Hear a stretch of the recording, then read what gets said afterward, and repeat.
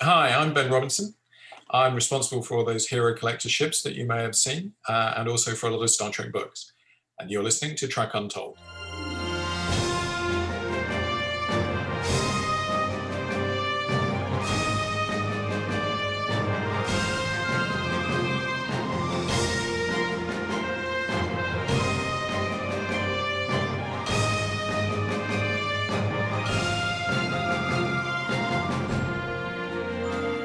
Hello and welcome to Trek Untold, the Star Trek podcast that goes beyond the stars.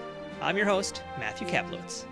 I collect a lot of different things, many of which are typically related to the fandoms I like. These products made me deeper invested into those series, and I'm not just speaking monetarily, I'm speaking mentally and on an emotional level too. Now when it comes to Star Trek, the main things I collect are toys, comics, and books, and our guest today does two of those three things. Today we're speaking with Ben Robinson. He's the head of Hero Collector. Now, Hero Collector is a part of a British company called Eaglemoss, and that branch is probably known best for their diecast starships from all of the Star Trek series. They also make products for Doctor Who, Battlestar Galactica, Harry Potter, Marvel and DC Comics, Space 1999, the Orville, Ghostbusters, the Alien films, and some other franchises out there. Ben is the person responsible for the Star Trek Starships Collection, and is also pretty much an expert on Star Trek. He's been writing and co-writing books about the series since the 90s, and he's published many books on all of the shows. And this holiday season, Eaglemoss has several new books from different authors, including the Star Trek Voyager, a Celebration 25th Anniversary book, which was in fact written by Ben, and some others from different writers that we're going to discuss a little bit later on. Ben's an interesting guest in many ways because he could be seen as an originator of the Trek Untold format. He's interviewed all the stars on all of the Trek series for, of course, all the magazines and books he worked on, but he's also chatted with a lot of the lesser-known character actors, the behind-the-scenes production crew, the visual effects and post-production teams, and pretty much everyone in between. Ben's written some very well-known books about the franchise, and if you've never read his work before, I'm pretty sure by the end of this interview, you're going to want to pick up a few of the books that we discussed today. And if you already subscribed to any of the Hero Collector subscription services for Starships, or have bought any of those products in the past, you're definitely going to listen today because we've got a few bits of news dropping in this episode. So get your ears and your wallets ready. We've got a pretty interesting show today.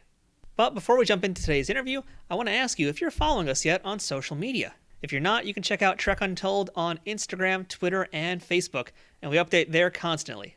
It's the best way to find out who this week's guest is going to be in advance, and also potentially ask them any questions when we offer that option. So that's Trek Untold, one word, no spaces, on Twitter, Instagram, and Facebook. If you'd like to help support the show, you can check out teespring.com/stores/trekuntold to take a look at some of the merchandise we have there, which includes t-shirts, hoodies, mugs, stickers, and all sorts of other things. We'll be releasing new designs constantly, so make sure to keep an eye there if you'd like to support this show and show off to your friends how much you like it. You can also directly support this show by visiting patreon.com/trekuntold to become a Patreon. But most important of all, please make sure to subscribe to this podcast, and if you're listening to it on iTunes, Spotify, Google, or any other audio forms, make sure to leave a review and a rating and drop some stars if you can. And if you're watching the YouTube version, please don't forget to subscribe to Nerd News Today, the channel that you're watching this on, and give the video a thumbs up. And of course, while you're at it, feel free to comment there and let me know what you think of this week's guest. Subscribing, leaving ratings, leaving comments are all some of the most important things you can do to help this podcast continue to grow and ensure that more people find out about this show. And if you're already following us or supporting us on Patreon or bought some merch, a big thank you for doing that, or offering your support in whatever way that you can. Thank you for the help. There's a lot of Star Trek podcasts out there, and I'm very grateful that you've chosen to listen to this one today. I'd also like to make a quick shout out to our sponsor at Triple Fiction Productions, who make some amazing 3D printed Star Trek inspired dioramas and props for both Star Trek action figures and Star Trek fans in person. Whether you're a cosplayer or a toy collector, there's plenty of stuff to check out from Triple Fiction Productions, but you're going to hear a little bit more about them later on. Now, without further ado, let's beam up today's guest. Computer, access interview file. And welcome back to Trek Untold, and now joining us on the opposite side of the line here, all the way from the UK, we have the head of Hero Collector himself, the fanciest title I've ever said on this show. We have Mr. Ben Robinson. Ben, how are you today? I'm fine. I'm wondering about my fancy title now, but yeah, I'm good. I wish I had a title as fancy as that. I'm just the host of the show, but I'm not the head of the show, so I'm not quite there yet. But yeah, thanks for joining us, and you're all the way in the UK, correct? I am, yes. What Just part of outside England are you in? So I'm just outside London, near Shepperton, actually, Shepperton Studios, which I guess quite a lot of people have heard of. Hopefully, when this pandemic's all over, I can actually finally visit London and England in general because I haven't been out there, and I'm hoping I can visit. I'm hoping that your pandemic quarantine is going all right out there too. Yeah, it's pretty quarantined. I don't think I've really not really seen any other people for months and months, except like this. I see a lot of people virtually. So, Ben, I'd like to give you the first question I give to all my guests here on the show, and that is, what is your earliest memory of Star Trek? I've been thinking about this because obviously I've listened to the show, and I don't think I have one because I don't actually think there's a point for which I cannot remember Star Trek. Um, I do remember being on holiday. I don't know how old I would have been, maybe 6 or 7. And we were in this cottage and only had a black and white TV. And I watched Star Trek on it. And the cottage next door, so the other half of it, had a color TV. And in the second week, we got to go into the other half, which had the color TV. And they showed the same episode of Star Trek the next week. I was horrified. So that's probably the earliest specific memory that I have. But it's just always been there, always been a part of my life. Yeah, that much is very apparent from looking at your very extensive body of work related to Star Trek, which we're going to discuss in depth today. But just a little bit more background about yourself. And since you're a fan of the show, you probably know where I'm going with this already. But can you tell us a little bit about where you're from, who your parents were, and what little Ben wanted to be when he grew up? I still do want to be when I grow up. I'm English, obviously. My dad was a television producer. My mum was an English teacher. My grandfather, people might have heard of. He was a production designer. He worked at Hammer, so he worked on a lot of that kind of stuff. So I grew up around TV, and I've always been fascinated by TV. And I loved Star Trek and Doctor Who, even without sort of caring about how it worked. But I cared about the TV separately, if that kind of made sense. So kind of put the two things together. Yeah, what do I want to be when I grow up? I still don't know what I want to be when I grow up. I guess I wanted to work in TV. I guess I wanted to be a TV writer. When I grow up, I want to be Ron Moore.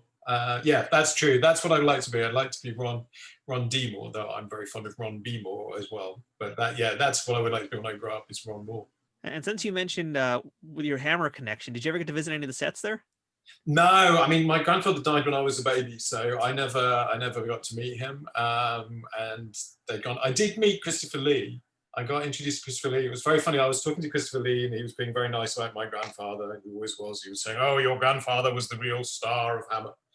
And as I was talking to him, I could see this man hovering behind him, looking to sort of break into the conversation.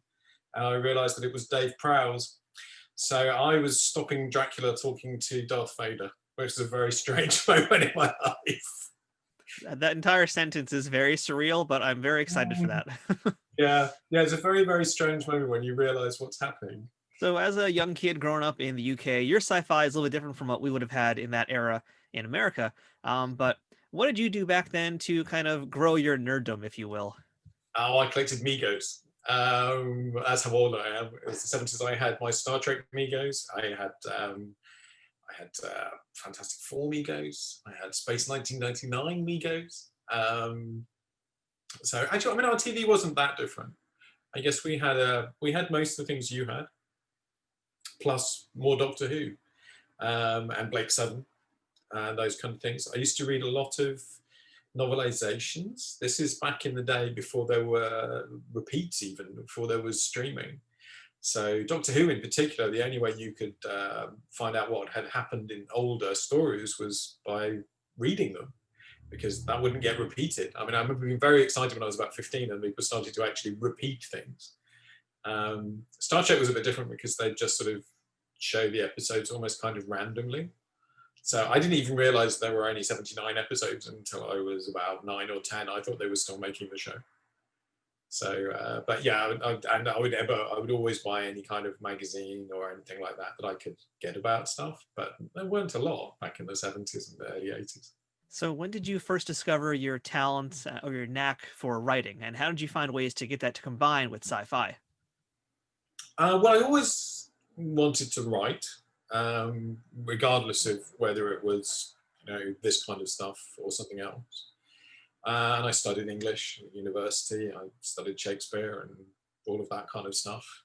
And I went out to try and work in publishing, and then they bizarrely advertised for a job for someone who knew about publishing and knew about Star Trek, and I kind of thought, well, that's me. I wasn't very experienced at the time, but I had the right skill set for the particular job. So that's how it kind of came together. And then I've ended up working on licensed stuff ever since. So, that's not just Star Trek and not just Doctor Who, but James Bond, Battlestar Galactica. The list goes on and on and on. There's a ton of stuff that we do. Was there a stigma to be doing this kind of work related to film, television, and in particular, some more of the geekier franchises? I've just always been happy to do it. I think one of the things that's really changed with the internet is that we can all meet one another.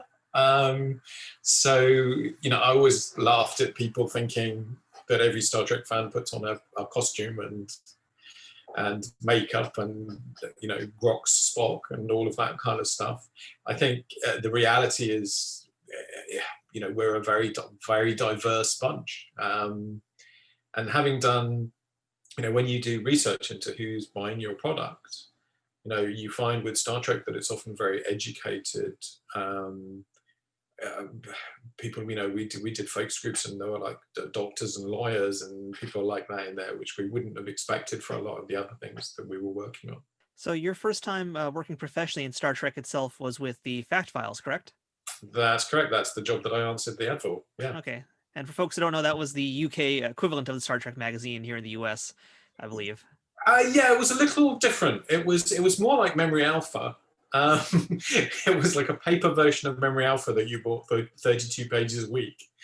And we did a ton of illustrations, which then ended up in the magazine, which I did. And that was like the great sort of privilege of my life, was that I spent 4 or 5 years being in a kind of hypercharged version of what you've got, where you can call anybody who's worked on Star Trek and say, hey, can I talk to you about it?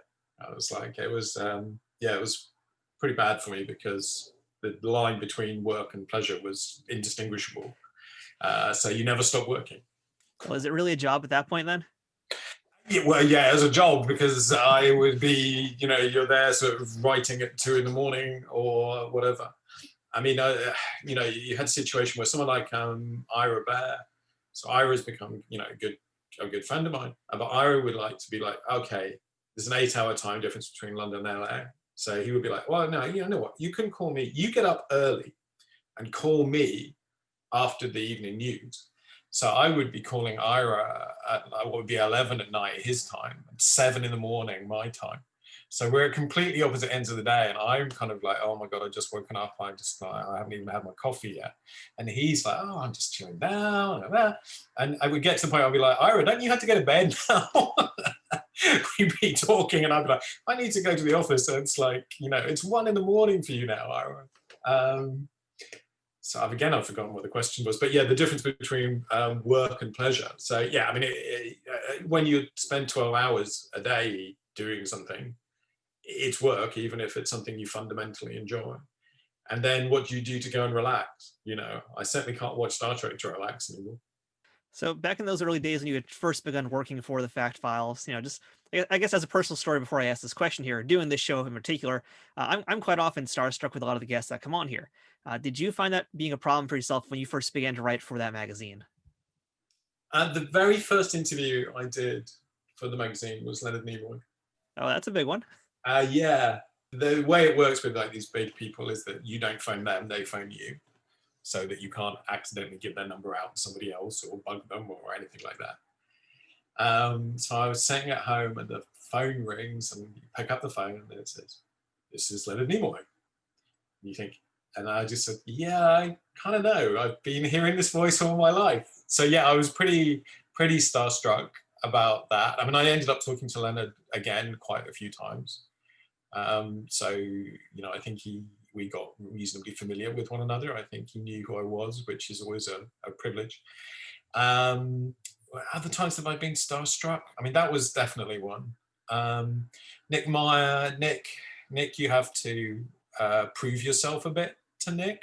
But Star Trek 2 is like the thing for me. It's like, oh wow, Star Trek 2, Yeah, I never interviewed Michelle Forbes because I just loved Ensign Rowe and all of Michelle Forbes' performances so much that I just thought, oh, if I don't think she's wonderful when I interview her, I don't want to know. So I had, yeah, that I kind of regret a little bit. But, you know, I never interviewed her because I thought she was too cool. Yeah, but otherwise you kind of get used to it. It's funny, every now and again it still happens. You know, you still think, oh, I'm talking to, I don't know, I'm trying to think when it last happened. A lot of these interviews I just did for the Voyager book. It was the first time that I talked to a lot of the actors. And they were all great. I mean, they were all lovely, but I guess, you know, Jerry Ryan, that was it was a terrible line, which doesn't help. And I guess actually Roxanne a little bit. I was a little starstruck because she's just super charming. But yeah, I mean, I don't know, you kind of get a bit blasé about it, get a bit used to it, I'm afraid. So you mentioned interviewing Nick Meyer and having him test you a bit, and that's fairly, I feel like, common with when I've done a lot of these interviews. Is quite often there's a guest who they don't really know if you're legitimate. They don't think you've got much to offer them, and they're kind of waiting to see what you've got for them. When you get into those situations like that, you know, from one interview to another, what do you do to try and essentially prove yourself, prove your worth to those guests? Well, if you're talking to Nick Meyer, you talk about Plato and Shakespeare and I've got some Marlowe. reading to do. Yeah, well, I was okay on that front. I knew my way around that stuff. That's what Nick likes. I mean, with other people, I think the hardest thing to either sort of treat you a little differently or to say something that they haven't said before. Because I think particularly a lot of the actors from the 60s basically have been telling the same stories for 50 years. And they don't really have that much memory necessarily of actually being in the show. So you can kind of catch them out by asking them those questions. They're like, yeah, I don't really remember. But someone like Robert Beltran, who again interviewed for the Voyage book, Robert's very cool about things, and you know, he doesn't want to. He's not at all nerdy. You know, he's very much, oh, you know, it was just a job. It was this. And one of the things that really helped with him was the people I talked to were people he didn't necessarily expect.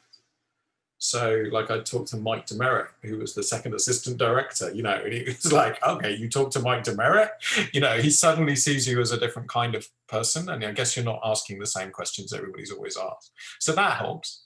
I know a lot of the behind the scenes people like really well.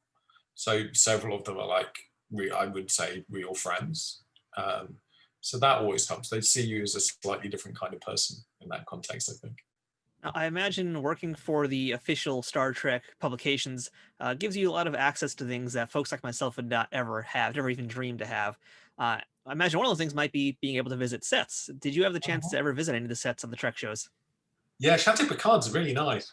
Now I'm jealous. Like people on the Picard thing used to be like, oh, should we just go and sit down in the chateau? It's really, really nice. You're kind of like, okay, I'd like to live here. Yeah, so I was lucky enough to get a set visit. I mean, being in London means you don't get, you know, it makes it a little tricky. But yeah, if you can go to visit people who are your friends and who you know, and you have some legitimacy. I walked around the Deep Space Nine sets as they were tearing them down. That was a bit sad. Though I did get given a few bits of them as they were tearing them off. They were like, here, do you want this latinum? I was like, oh, yeah, okay. Voyager, I was there when they were filming. I mean, the fundamental thing is that when someone's filming a TV show, they don't want anybody extra around. You're really just in the way. So it's best not to be there. So what you really want is to walk around the sets when they're not filming. When they are filming, it's pretty boring, to be honest. It's very repetitive. There's a lot of waiting around. You don't get to see like whole scenes played through very often. You'll just get a tiny piece of action repeated 6 times. So, you know, a lot of the pleasure is just in being in the places. And Star Trek in particular, the sets tend to be closed. The thing that's really unusual about Star Trek sets is they have ceilings. Not all of them, but a lot of them. So like if you were walking down on Voyager, if you walk down the corridors, you really were like walking down the corridors. You know, it was like being on the ship. I mean, it was, you know, the rooms were all a bit close to one another. You were like, it was only a 2-minute walk from sickbay to the bridge. But that's a pretty cool experience. Yeah. So outside of the magazines, you've also written many, many books about Star Trek. We're going to talk about plenty of them today. How many books have you actually written about Star Trek? I don't know. So we've got reference books. So like the Shipyards books, which are like the encyclopedia of Starships stuff. So I guess we've got 5 or 6 volumes of that out already, and we're working on a couple more. So, you know, I'm very much the kind of guiding voice behind that, but I don't write every word that's in them. We've done 4 or 5 volumes of the Designing Starships books. I did the 2 Haynes Manuals. I've just done this Voyager book, which I'm really very proud of, very happy with. So what's that? Something like a dozen, I guess. I think it's something like that, but I feel like there's some more that you've co-written as well, and obviously you've been a part of so many of the ones that have come out from Hero Collector in particular. And since you actually mentioned the Haynes Manuals, in fact, I wanted to spend a little bit of time talking about those because those were some real, I feel like breakout works in particular for you, and for Star Trek fans in general. They're pretty amazing things. You co-wrote those with Marcus Riley. They're an absolute treasure trove of information about the Enterprise, and you did one about the Klingon Bird of Prey as well. So let's kind of talk a little bit about the process to make such a book when you made it in that era, and what you did to basically make it happen and put it all together. So the Haynes Manuals were interesting because I had never, it's like the breakout thing that you say, I'd never had a credit before. I'd still been doing a ton of stuff, but didn't put my name on anything because of the nature of the people I'd worked for. The Haynes Manuals are very different. So the Enterprise one was like a version of what we had done in the Fact Files or in the magazine, just a different one, longer form, which was nice. So really that's just a case of having exhaustive and comprehensive knowledge of the TV show, you know, knowing everything that there has been established. When we did the Klingon one, and I said to them, well, the problem is, you know, the Enterprise one, you can just document everything that's ever been said. But for the Klingon one, we're going to have to make stuff up because we just haven't seen enough of it. And that was a lot of fun. So I was like really scrupulous about making sure that everything I put in was a logical extension of everything that we'd seen in the show. You know, really did the research to make sure every single thing that had ever been said about it was there and used as the basis for what we did. And then I worked with Rick Sternbach on that one. So Rick had obviously been involved quite a lot with that Bird of Prey's appearances on Next Gen. So, you know, we worked out together how a lot of stuff worked and what the missing bits of it would look like. So yeah, that was a lot of fun. I really enjoyed that one. And did you work on that one also with Doug Drexler and the Okudas? No, well, Mike was Okuda was the consultant on both those books. So Mike was basically fact checking me, which he knows everything. Fun. He knows pretty much everything. He knows a lot. But that was, you know, and that was a pleasant and painless experience. Doug contributed some renders to the Enterprise one because he built all the sets for the original series Enterprise in CG to teach himself how to do CG. That's what he'd done, is rebuild all the original series sets. I think my question now, following up on that, is how much the Techno Babble related to how these ships work did you actually understand, and how much of it was just made up for the books? It's very difficult. I'm not a massive fan of Techno Bubble. You know, as someone who writes, your goal is to make things as clear and as simple as possible. So George Orwell famously said that good prose is like a pane of glass. You know, you know it's there, but you can see straight through it. And I think the problem with Techno Bubble is that you can't always see straight through it. Again, on the Voyage book, I talked to a lot of the actors about how did you feel about Techno Bubble, and you know, Kate Mulgrew was saying, oh, I just had to find out what it all meant. I had to go to school and understand it, so that I understood what was happening when there was a static warp shell around the ship or whatever. So yeah, I mean, but Rick loves Techno Bubble. Rick wanted the Haynes Manuals to read like a NASA manual with non-conformal entrance portways rather than a door. So that was interesting, but I always thought, I think it's important that if you read something, you want to be able to understand it without having to go and do a degree in warp physics or whatever. Very, very true. So Ben, can you tell us the story now about how you began to work with Eaglemoss? So the company I originally worked for a company called GE Fabry. So they were the publisher, and they were the publisher of the Star Trek fact files. And then when the company I worked for, which was called Midsummer Books, folded, I went to work for GE Fabry. And then Eaglemoss bought GE Fabry. And that's basically, that's my life story, basically. That's the last 23 years of my life. So all of that time has been kind of some kind of licensed publishing or models. So Star Trek, Doctor Who, Stargate, James Bond, Battlestar Galactica, and on and on. Now, Eaglemoss itself is a pretty expansive company. I think a lot of folks don't realize just quite how encompassing Eaglemoss actually is. Hero Collector is just one part of it. So do you know actually much about the history of the company, and can you explain some of that to listeners who might be a little bit unfamiliar with it? So there's a category of product that doesn't exist in the US, which is why most Americans wouldn't know anything about us, apart from us, I guess. So what happens is that you distribute things through newsstands, kiosks, newsstands, as a different way of getting them to market.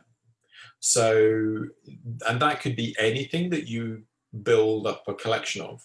So originally, it was like guides to classical music or jazz or art or DIY encyclopedias or those kinds of things. So like a massive book that you would buy in installments, which is what the Star Trek fact files was. And then we, as an industry, started to sell a thing with the printed bit. So it might be, say, with your guide to classical music, you might get a record with it, an LP, and then that became a CD. And then people started doing DVDs, and then people started doing models. So Eaglemoss, who I now work for, they were the first ones to do figurines. Did a very successful Lord of the Rings collection, which was a huge thing. So that's how the business kind of evolved. But when we operate in 35 countries, that sort of newsstand business is gradually going away. We do less and less of that. And sell much more the way we do in the States, where it's all done online or through specialist retailers. I remember seeing at Toy Fair that you guys are now starting to actually try to bring some other products into America and bring some more of that expansive Eaglemoss things into it. Like I remember seeing there was Harry Potter cookie cutters and like a Harry Potter wool kit, yarn kit, essentially, like make scarves and all sorts of things like that. So it's kind of exciting that you guys are now trying to actually enter into that market. It's a very big market in America that's a little bit new for you guys in particular, but it's nice to see something different, I guess, besides the Star Trek ships, which we'll talk about in a minute. Yeah, I mean, I represent, basically the genre stuff, the license stuff has been the thing that we as a company have done best with, the thing we've excelled at and done a better job than the other companies. But yeah, my colleague Stella, who heads up our new product development team, she's been producing some amazing Harry Potter stuff. The knit kits, which are out now, I think one of the best products we've ever made. We've got some very clever stuff coming in the next year or so that we haven't formally announced yet. But yeah, we did like one of those big, encyclopedic things was a learn how to cook thing, and we did a Disney cakes and sweets thing where you got all these different cake molds and stuff, and you could make these amazing Disney cakes and sweets for that matter. Trek Untold will return momentarily. Trek Untold is brought to you by Triple Fiction Productions. If you're a Star Trek cosplayer looking for props, or a toy collector looking to spice up your shelves, Triple Fiction Productions has you covered. Triple Fiction Productions produces affordable and unique 3D printed Trek-inspired products from the original series, Next Generation, Deep Space Nine, Voyager, Enterprise, and the movies. You can expect the same amount of care and attention to detail in any of the items in their catalog, whether it's a prop replica for use in a fan film, or a part of a cosplay, or accessories and playsets for figures from Playmates, Migos, or Diamond Select. Own your very own tricorder or phaser rifle with working lights, the bridge of the Enterprise E for your Playmates figures, or any other item from countless species and ships from the Star Trek universe. All products are 3D printed in the USA and are constantly evolving and improving based on fan feedback. To learn more about their products, visit them at triple-fictionproductions.net or on Facebook at facebook.com/triplefictionproductions. Triple Fiction Productions, taking Star Trek where no 3D printer has gone before. Hi, my name is Walker Brandt, and I was privileged to play the role of Cadet Hajar in the episode The First Duty, Star Trek: The Next Generation. I was also a guest on Trek Untold a few months ago, and during my interview with Matt, I introduced my new book, Awaken, Discovering Yourself Through the Light of Your Innocence. The dedication in Awaken reads to the human spirit, the final frontier within. I'm a Trekkie, I'm a fan, and I have always believed that the final frontier is our unlimited imagination. And the reason I wrote my book is to support the reader, to always remember that when you combine your unlimited imagination with your innocence, you know, that playfulness as a child where you had no fear about the unknown. In fact, every single day you woke up into the unknown and you wanted to explore. That's been my journey, and that's how I believe that we change our reality for the better together, because we're all creators and we're all explorers. So I ask you, what excites you? How will you expand and go where you've never been before? What steps will you take to embrace the unknown? So Awaken, Discovering Yourself Through the Light of Your Innocence, is there to support the reader, to share my journey, to let you know you're not alone, to let you know that if you've been through challenges and difficulties and times in your life where you felt like you just couldn't go on, I've been there with you. And this book is there for you, to encourage you to keep getting back up and moving forward into the adventure. So I hope you have a chance to read it. It's titled Awaken, Discovering Yourself Through the Light of Your Innocence, and it's available on Amazon. And it's a #1 international bestseller. So I hope you get a chance to get on that journey with me. And if you'd like to reach out to me, you can find me at walkerbrandt.com or on my social media, Facebook, Instagram. Thanks so much, and I hope we get a chance to connect. We now return to Trek Untold. But I think the thing everybody wants to hear the most about today is the Star Trek ships, the official ship collection, the official Starship Collection, I should say. That's the full proper name for it. Yes, I guess. Yes. Yeah, something like that. And yeah, I think that's probably why a lot of fans today are listening, especially because they want to hear all about these ships. So, but I'd like to kind of hear, I guess, the origin story behind the official Starships Collection. How did you guys go from the books to books with models? Well, so the original thing I told you about at Eaglemoss Toys, so they did figurines. So they did the Lord of the Rings figurines, and they followed up with Marvel figurines and DC figurines. And when I was working at G Fabric at the time, and they thought, well, let's try some Star Trek figurines. And to be honest, I don't think I did a particularly brilliant job with it. You know, figurines very much depend on the sculptors. And Eaglemoss already had all the best sculptors, so it was quite difficult for us to break in. But while we were doing the research for that, we realized that actually people probably wanted the ships even more than they wanted the people. So it went on the list of things that we should develop. And also the other thing that came up was that we knew that ships could be 100% accurate. Because we could get the CG files from the visual effects guys, who I know very well. So we were able to source the actual original models, which CBS didn't have. We had to go around the houses to get them from all sorts of people and places. And then we were able to literally convert those into the tooling or make the tooling from them. and like a lot of the extra details are things that you couldn't even see on screen, we were able to include. So I always remember, like, really early on, we did the ECS Fortunate from Enterprise, and there were like these little labels on the cargo pods that were different for each cargo pod, and I don't think anybody knew that until we made the model, you know. So that was nice. Yeah, I'd like to ask a little bit more about that fabrication process. And you'd use the word tooling. For folks who don't really know much about toys or that kind of thing, tooling is the actual process to essentially sculpt or construct something. So, yeah, you guys mentioned that you use the CG files here. So what does that mean for making something essentially from start to finish? You have the CG file, you're going to tool it into a finished product, ultimately something that gets mass produced. What does that process look like?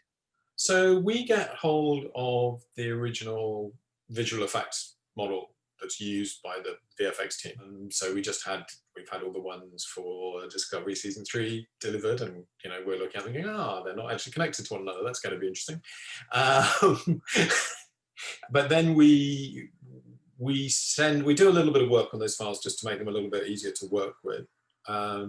We used not to have to do that, but with the files that they have for Picard and for Discovery, they're so incredibly complicated in the way they do the textures that we can't just put them out the door exactly like that.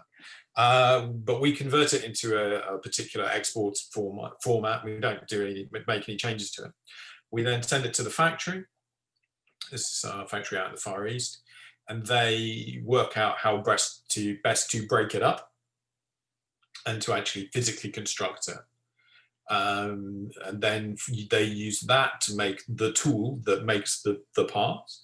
You have different kinds of tool depending on what the parts are made of. So diecast is like a big stamping thing, but a lot of other things are spin cast or injection molded or whatever. So they work out how best to do that. They then send their sort of slightly modified version back to us for us to go over. What you find is that with a VFX model, a CG model, the detail can be put in different ways. So for anyone who knows a bit about modeling, it can either be in the geometry, it can be physically built into the ship, or it could just be a texture map or a bump map. So that it's like an item of clothing almost that's around the model. And when you have those non-physical bits of detail, we have to add those back into the geometry. So we'll say, oh, look, there's a grill here, you need to add that, or so on. And then we render out the plan views of the ship, which are which makes up the shipyard's books, and use those to create the paint guides for the factory. And this is an interesting subject, the whole thing about painting. I can go on about for hours and hours and hours, because the way something appears on screen is what's important to me, not necessarily what it looks like in its native format. When they used to work still with physical models, they would do things where what they would do is they would paint them quite vibrantly in order to make it easier to film them, to composite them. And then when they were compositing them digitally, they would then dial it down. So quite often what you see is, so if you look at a really good example is the Jem'Hadar fighter, Jem'Hadar bug, when you look at that model, it's like it's green and purple, and when you look at it on screen, it's not. I hope that what we bring to it is a recognition of what it actually looked like on screen, and not just copying, particularly the paint scheme, directly from the model. Yeah, I'm glad you brought that up, in fact, because outside of doing the Star Trek stuff here, I'm also an action figure collector, and I also do minifigure painting. You might know Warhammer 40K. That's pretty big where you guys are. Yeah. So I do some minifigure painting. And like one of the biggest complaints I always see among toy collectors and also minifigure painters is representation of something with the paint. So I'll see like a Hot Toys figure, for example, and they'll say, oh, it doesn't look like this guy. But in reality, it looks like the person. It just doesn't look like the way they feel they look or that they remember they look, because it's an on-screen element versus native elements, if you will. Is that something that you've had to deal with as a hurdle in terms of fans, with trying to help them understand what the difference is between essentially not to correct them, but to help them understand what you guys are doing with the product? Well, one of the reasons they obviously had the magazines that come with the ships. One of the reasons for that was to explain to people why it looked the way it did. So it was like, I mean, a really good example of that is the Enterprise D, where there were 3 different models of the Enterprise D, and they're not all exactly the same. So someone might look at it and go, well, that's wrong because I've got this clip here that shows it's different. And you go, well, yeah, but I've got a clip here that shows it is like this. So to give you an example, 10 forward is not part of the original model that ILM made for Next Generation. There is no space for 10 forward on that model. So is that model wrong? It's a difficult question. Yeah, these are some weird questions that really do boggle Trek fans' mind, and I think will forever boggle their minds, self-included here too. Yeah. So you guys have done, I think it's 180 ships in the official Starships collection. Is that right? The main collection, which was the subscription program, has 180 ships in it. Then there's another 25 or so bonus ships, which is something we're continuing with. So that's basically the main collection will continue to do like a bit less frequently, but it's coming back in the middle of next year. Then we've planned 30 larger ships. We've done 28 special ships. We've done 7 shuttle sets, each of which has 4 shuttles in it. What's that takes up to? I mean, it's somewhere around the 250, somewhere between 250. Oh, and Discovery Collection, an entire Discovery Collection, which has 33 ships in it. We're working on Picard and on Discovery Season 3 at the moment. So, I mean, we're going to be, certainly by the end of next year, we'll be well over 300 ships. So it is a very all-encompassing kind of line. And yeah, I'm curious what the most demanded ship was from the fans, because you guys covered like nearly everything in there. So what was the one that everybody was clamoring the most to get their hands on? I don't know is the honest answer to that. I mean, I think the one thing I was amazed to discover no one had done was we made the first official model of the Akira class. And that's insane to me. You're kind of like, how can that be? I mean, it's such a fan favorite show. I mean, what happens now is that the fans they get more and more obscure. There becomes a kind of, yes, can I have the Talaxian fighter, but not the Talaxian fighter that you see in this episode, the one you see in this episode for 2 seconds. I mean, I personally, I'm always very responsive to people who want to see next gen models because, that was when a new ship was something special. Then, I mean, not that they're not now, but by the time you get to Voyager or Enterprise, a new ship is like an easy thing. They can have one every week. Whereas on Next Gen, it will be like, well, maybe 3 or 4 times a season, And I know this is like trying to ask you to pick your favorite child, but is there a ship design that you guys made at Hero Collector that you like the most?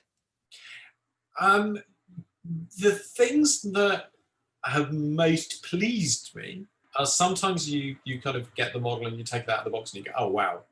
That's just right. So I always say that happened to me with the original series Enterprise. That was just, it was just amazing and very, very satisfying. I felt like a pipe cleaner alien. I felt like Sylvia or Coral with my tiny little Enterprise. That was very satisfying. I think the Reliant always turns out really well. That's one that it's just like, okay, cool. That model just looks really like the real thing. It just, everything about it fits with what we do. So those 2 are always really pleasing. I guess I've really enjoyed doing the concept ships, so the ships that were designed and not built. So like we finished off Rick Sternbach's original concept for Voyager, which they very, very nearly went with. So we finished that. That was great. We're just finishing off Jim Martin's original concept for the Defiant now, which also looks really cool. So yeah, those are a lot of fun when you get to do something that didn't get seen before. And it's like, oh, okay, this is what it would look like. Now, being a Star Trek expert yourself, is there one ship or maybe one concept ship, one variant of a ship that already exists that has not been made yet by Hero Collector that you want to see before this collection totally wraps up for good? Yeah, there are. I mean, there are things that are in development. So we're doing Andy Probert's design for the vertical warbird. Andy's been helping us with that, but he's been very busy. It's taken him a long time. And also another one that falls into that category, which actually I'm really personally very invested in, is the Emmett Till which is the ship they came up with for the Deep Space Nine documentary that we got John Eaves to design. But John has been so busy working on Picard and all these Marvel TV shows and everything that he keeps saying, "Oh man, I'm going to finish it to you. I'm going to finish for you really soon." So those two, I get John to listen. I will point out to you that I do not want to die without seeing that ship, John. That's but that's mostly because I need to nag John.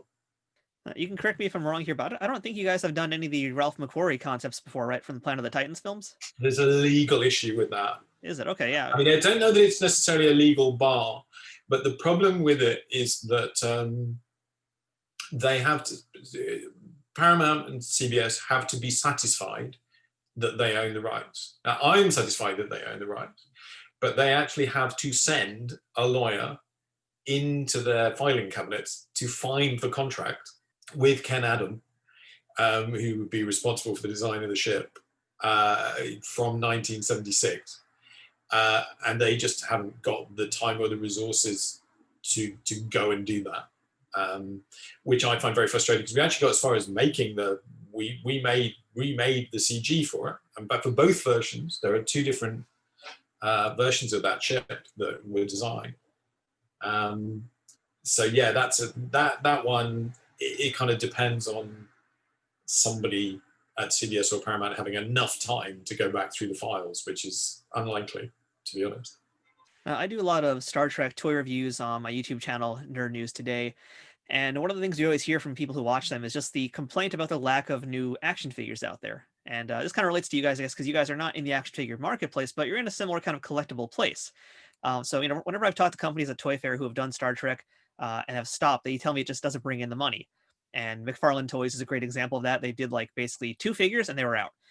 Diamond Select had a pretty big line for many years, and then they also kind of got out of it. And there's still ships they showed off that haven't been produced yet. So again, the main thing these companies say is that it doesn't make them money. But here I'm talking to Hero Collector, and you guys are doing this line that's been going on for years now. So what is the difference between what you do versus what these action figure guys are doing, and they're failing at apparently? That's a very interesting thing about business models. So if you are McFarlane, who do beautiful work, I mean, they do fantastic stuff, you rely on selling very large volumes of things in Walmart, basically. So you sell something quite cheaply, and you rely on selling a lot of them, and that's your business model. And you also rely on a certain number of people going into that store. So if you're in the Pasadena Walmart, I'm going to find out there isn't one now, but say you're in the Pasadena Walmart, only the people, you have to have enough people who shop in the Pasadena Walmart who like Star Trek to buy a Star Trek product. So you need to be very mass market. Whereas what we do is we find a community that might be large enough internationally, but is very spread out. And because we mostly sell online, we can be confident that people will come to us rather than us having to put something in a store where maybe there are just nobody that wants to buy it in the kind of area for that store. So what would you say is maybe stopping Hero Collector from being in a Walmart itself? Because you guys are doing pretty big business, and we don't really see models as much in Walmarts these days, for example. But it is a pretty niche product that I think is out there and there's interest in. What stopped you guys from just saying, hey, let's make a whole big batch of Enterprise Ds because that's really popular, and let's try and get it out there in the market? Yeah, well, we kind of could do that. The issue with it is that Walmart are the ones who are like saying, well, we would rather have Iron Man. Marvel is a big enough brand for us. This other stuff isn't. They have to be confident that there are enough people who will go into that store who will want that product. Now, there are definitely enough Star Trek fans, and maybe the Walmart in Seattle would be fine, but they need stuff to be very mass market in order to do that. So you tend not to see the more niche products in those kind of outlets or those kind of companies getting into that kind of business. We're starting to see a lot more diecast vehicles, I feel like, pop up now in Targets in America and Walmart, other stores. So diecast is still a big thing. Maybe not quite as big as we'd all like it to be. But in terms of what Hero Collection's been doing, what do you guys see in terms of the trends of the changing marketplace, if there is a change in the marketplace for diecast ships and things that are similar to what you at Hero Collector are doing? Well, the thing that's been really satisfying for us or really interesting for us is I don't know that anybody else really does it very much or very well. There are some nice models out there, but they're not often die-cast. There's often quite a lot of work involved in them. So like the really beautiful models, if you want to spend $200 on a massive model kit that you put together and paint yourself and then buy a lighting kit and all of that on top of it, you can get some amazing results. But I personally am completely without skill. So having something that is ready-made and ready-painted and someone who really knows what they're doing, I hope, has put a lot of effort into getting it right, I think is important. And we're expanding into other licenses with the ships. We've already done some Alien ships. We've done Battlestar Galactica ships. We announced that we've got licensed to do Stargate ships and the Expanse ships. So, we just have to hope that there are enough people out there who want to buy them. But basically, that's what means we get to carry on doing them. If enough people buy them, then my bosses, who don't necessarily know one end of a starship from another, will be like, okay, yeah, carry on doing this. We're making money. So what would you say would be the probability then of Hero Collector going in a different direction with the product lines? Because as we mentioned, again, everything's pretty much the diecast ships that you're doing. But what about PVC collectibles? Or doing figurines in PVC format to be maybe more affordable, different fan base? Is that something that Hero Collector has considered doing? Yeah, we look at it. It goes back again to the different kinds of manufacturing methods are suitable for different things. So when you look at a lot of PVC or vinyl, you've got quite a lot of cost up front, but then you have a very low unit cost. So you need to sell, they work well for things that sell in very large volume.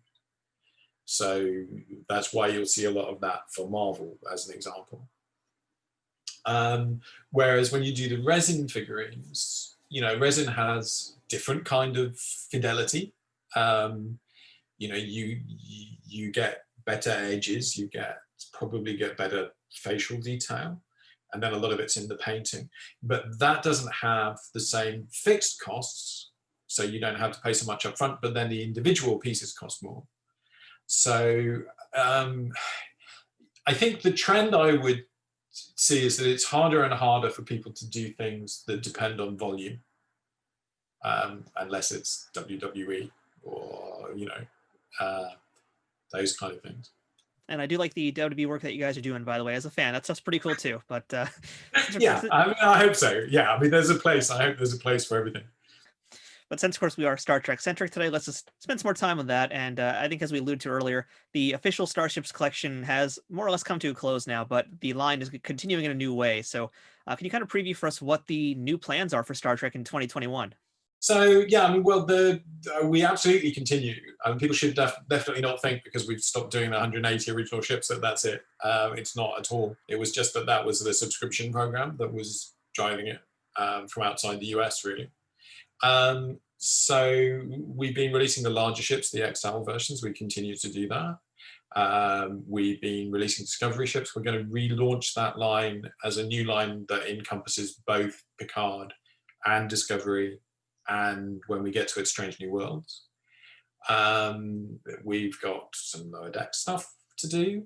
And as I say, we carry on doing some individual issues that would perhaps have been in the main collection. But they won't be part of a subscription program anymore. That's all. They'll just be available to buy individually. So that's it on the ships with Star Trek. Yeah. And at this very moment also, Eaglemoss has a whole bunch of new Star Trek books out there coming out for this holiday season. They're already out. They're available right now. We're going to have links for everything we're going to discuss here in our show notes. But Ben, for folks who are not aware exactly, can you kind of run down what some of the new books are you guys have out? Because it's a pretty diverse range this holiday season. Yeah, I hope so. So we have... I'm trying to think how many. I'm sorry, I'm working on stuff that isn't out until next year, so I'm trying to make sure I get the list right. So we have the Nerd Search, which is a very fun idea. That's Stalo, who I mentioned earlier. She was laughing at us and saying, "All you guys do, you love the show. All you want to do is find errors in it, find mistakes." So we did a search and find book that has deliberate mistakes in it. So it has continuity errors in it. So it's like, hang on a minute, he's wearing the uniform from the cage, but the buttons on the bridge console were only the ones introduced in 2266. And the idea is, can you spot those kind of continuity errors? And that's a lot of fun.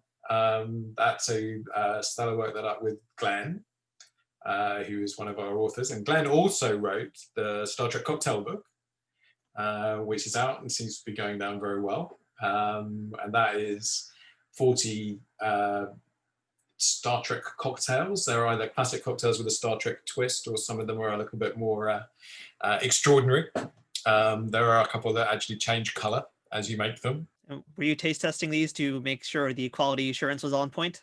I haven't actually had to do that, funnily enough. I missed that day, as opposed to the people who didn't miss that day and missed the next day. So that's then, and that's a lot of fun. I think, you know, there's some very cool looking drinks in there. It's got some nice illustrations and some nice photography in there as well. And then Glenn also did one of my favorite book, actually, which is Mr. Spock's Little Book of Mindfulness, which is taking all Spock's wisdom and trying to apply it to our lives today. And with Glenn does these beautiful, very funny cartoons. And the idea for that was very much what would happen if Spock were confronted by 2020. You know, he'd just like raise an eyebrow and be like, you know, sometimes you just have to be philosophical and logical and Vulcan. So those are very much our kind of Christmassy titles. And then my contribution really is Mark Wright and I have written this big Voyager book, which is a big retrospective on Voyager, which I'm very, very proud of, actually. Very, very pleased with. We did something like 30 new interviews, a bit more than that. Talked to all of the cast members, talked to every department, all of that kind of stuff. So yeah, those are the 4 books that are out right now. Yeah, those are the big Christmas titles. Yeah, it's a lot to keep track of, but yeah, they're all really great. You guys were kind enough to actually send me some advanced previews so I could take a look, and I can definitely give the Trek Untold thumbs up for everything you guys did this season. The Cocktails book is great, and going from Cocktails to the Mindfulness book also with Spock too, I feel it's kind of a funny contrast between each other, because you got one book about getting inebriated, one book versus trying to keep yourself together.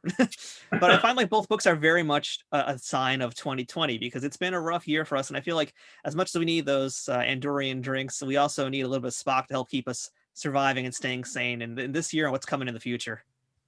Yeah, I hope so. I mean, I think Spock is what I discovered when we were doing this. I didn't even realize this when Glenn and I first had the idea. Is Spock is this kind of perfect cartoon character. If you think about like the really classic kind of New Yorker cartoon kind of character, that's what he is. He is, you know exactly how he's going to respond to the world. You know that you can confront him with this madness, and he's just going to sort of impassively look slightly bemused and raise an eyebrow. And I hope that it's funny. I mean, you've read enough of it, yeah? Did you laugh? I mean, did you feel made wise? I feel like it's funny that you mentioned the illustrations and how they look, because that's actually what I thought too. Like they have this very classy, very timeless New Yorker kind of look to them. I was trying to remember the name of an artist. There's like one artist in particular from that era of like the great highlight era of the illustrators in the 50s and 60s, who his work just very much reminded me of, and I loved seeing that. And yeah, it's true. Like Spock really just does feel like that perfect foil for all this kind of emotional baggage that we go through, because he is the opposite of that. But how he deals with that is, in a way, it is a part of being mindful. Yeah, and I think, you know, when you take those Vulcan life lessons, they are actually surprisingly wise. I mean, I hope the book makes you laugh, but I hope it also actually makes you think, yeah, actually, that's helpful. You know, this is a better way to approach life. And like I should add too, like it's not like it's a self-help book. It's not like one of those kind of preachy things. That's not really either what mindfulness is about. It's just about kind of being into yourself and understanding the self. And no one knows that better than Vulcans. Let's get real here. It's very true. I like to think it's a bathroom book. It's the book that you go into the bathroom and you're just like, just have a little read, and then you like don't come back for half an hour. Everyone worries that you're ill.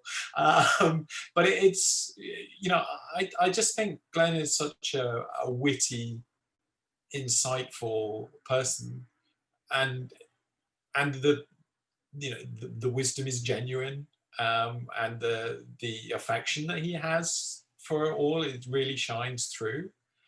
So I you know, and I think it's something Star Trek just hasn't had enough of, is this kind of treatment. You know, there's a lot of four color stuff, and this is a little more sophisticated, I guess. It is in that way. It's sophisticated in its simplicity, but it is like a perfect, easy read. I mean, this isn't like anything tough here. This is just, you know, what it is what it is. It's very much exactly what it should be. It works. Definitely works. Good. I'm glad to hear it. I mean, I think it's, yeah, and as I say, I think it, I showed it to my mother, who doesn't know anything about Star Trek, but she laughed, you know, and I hope that's what it brings to people. Is, I mean, it is meticulously researched. I mean, you know, it has good jokes, but it also, you know, every quote is identified as coming from a specific episode, being said in a specific circumstance, and it's all the different incarnations of Spock. It's not just, it's the original series, it's the movies, it's the animated series. We even have a bit from yesteryear in there, and the Ethan Peck version of Spock in Discovery, and then a few kind of bits of Vulcan wisdom that are taken from Tuvok in Voyager as well. So it, you know, it's. I hope that's always what we do. Is it's, you know, fun but carefully researched. It's definitely plo meek soup for the soul. We'll put it that way. Yeah, exactly. The Star Trek Voyager Celebration book, that thing is just a beauty. Like, hardcore fans are gonna want to eat this thing up. It's amazing. The amount of work you guys did for that is insane. But you know, this being Trek Untold here, I'd like to know if you can maybe give us a little preview of what's in the book, and perhaps tell us a story that was untold previously that's now in this celebration book. Oh, well, yeah, I mean, I'm really pleased with that book, because as a Star Trek consumer, you kind of realize that this is the book that hasn't been done for each of the series. And if people like this book and they buy it, then we'll come back next year and do another one for a different series, and so on and so on. So it has a lot of stuff that was untold in it, actually, I hope.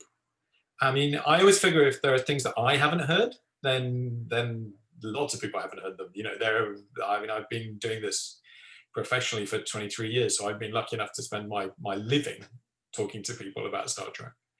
Yeah, one of my favorite stories, I mean, one that I guess has been told a little bit, is the time they set fire to Robert Duncan McNeill.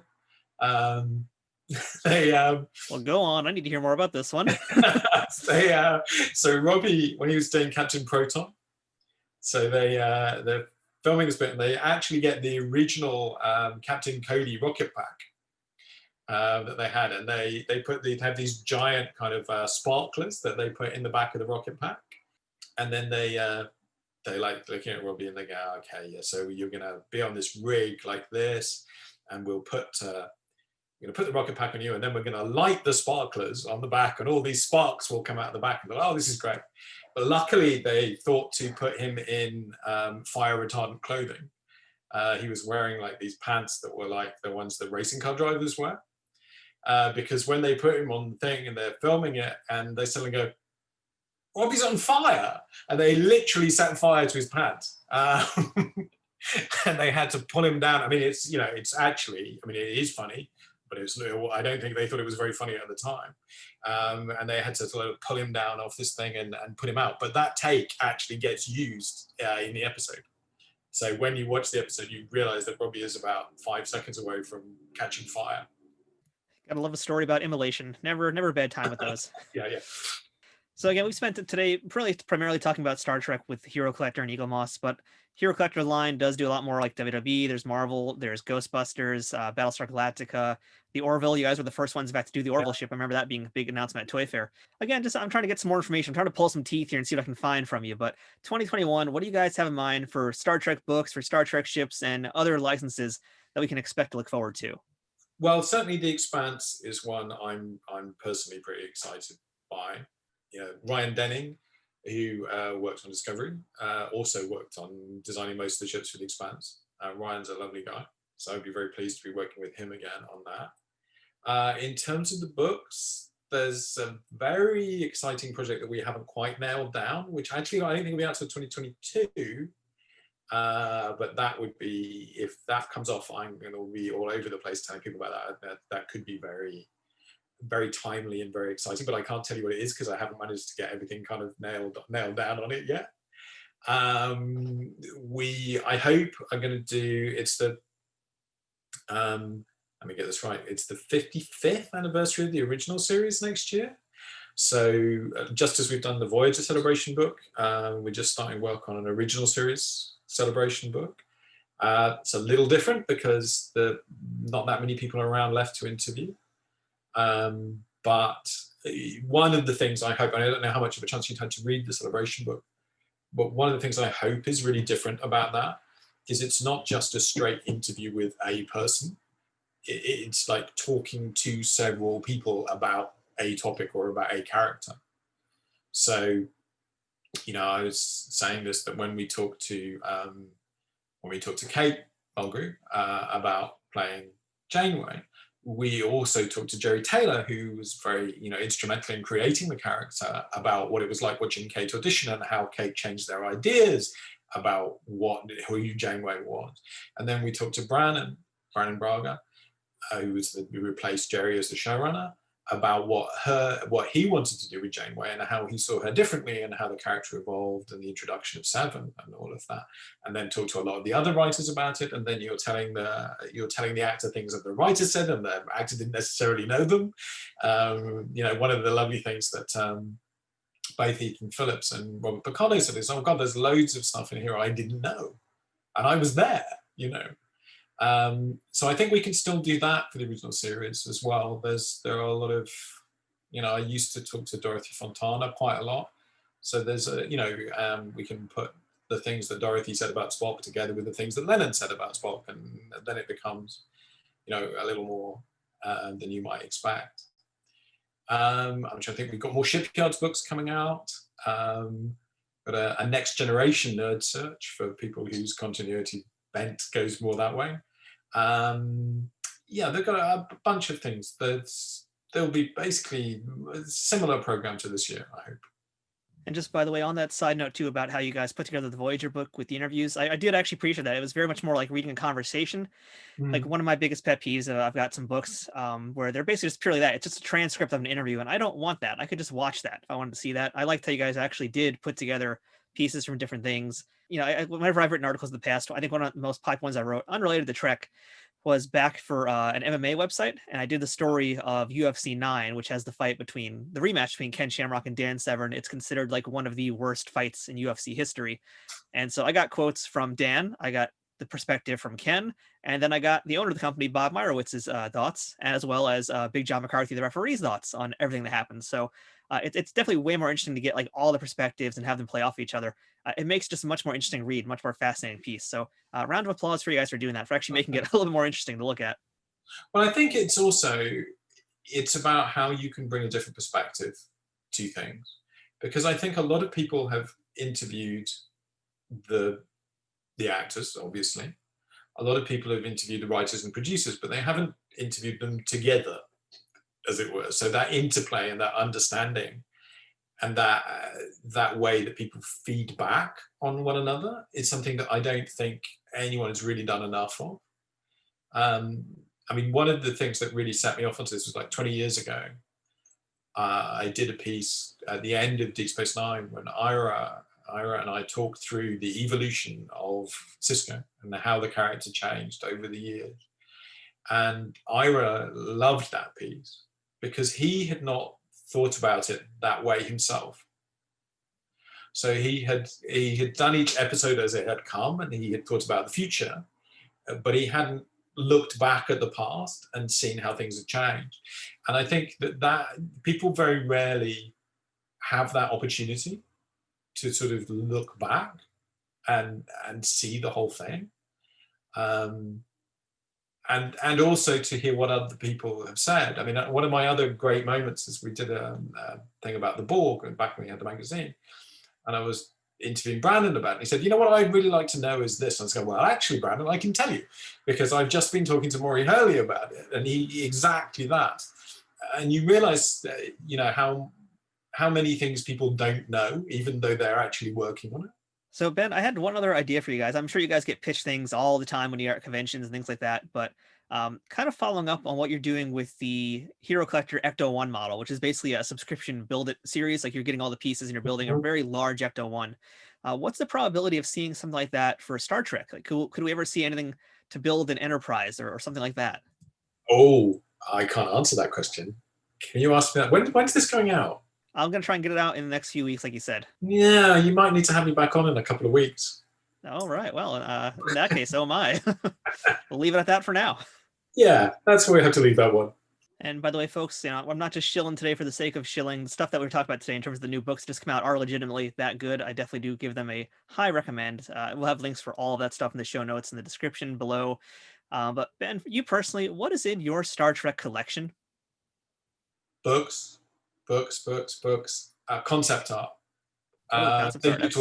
Digital files, mostly of concept art, but I am obsessive about concept art. I have the largest collection of concept, digitally at least, the largest collection of concept art in the world for Star Trek. I have much more than CBS do.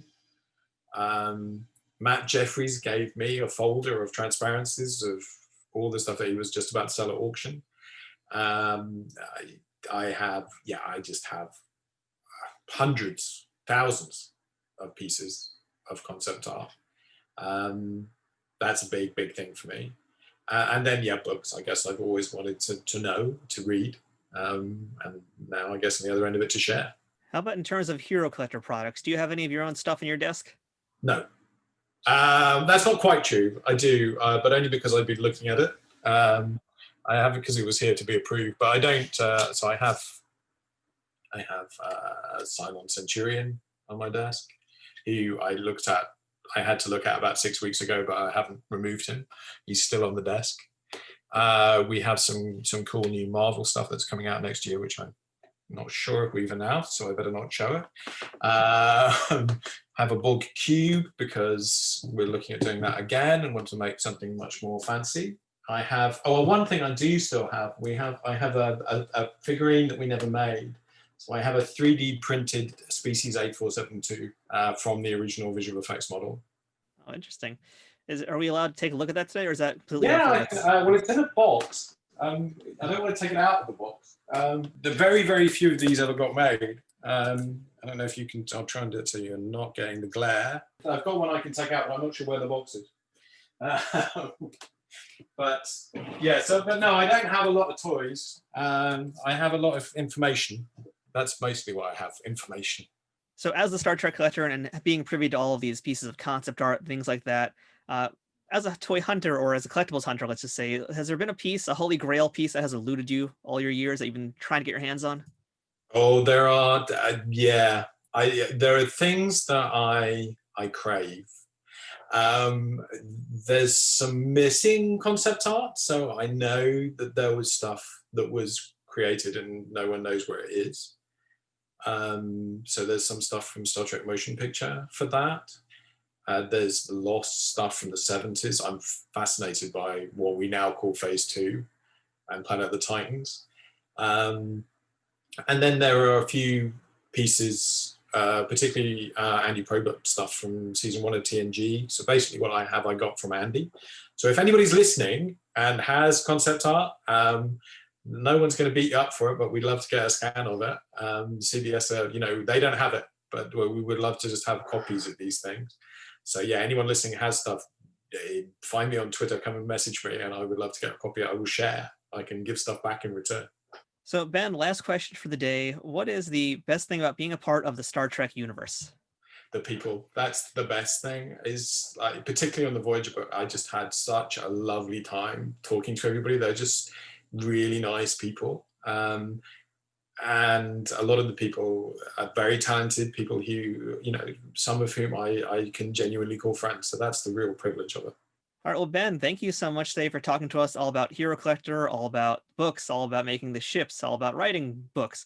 Really, really good information today. It's a lot of stuff I've actually wanted to know about the company and how things go, how things work essentially for quite some time. I sounded like a pack led there. How things go, how you make ships go. But yeah, you know what I mean. So Ben, thank you so much for joining us here. I know it's a bit of a time difference, so appreciate you coming in, staying up late for me. Hope we can do it again sometime. Me too. It was a real pleasure. Thank you very much. And that was our chat with Ben Robinson, head of Hero Collector, and, well, an all-around nice guy.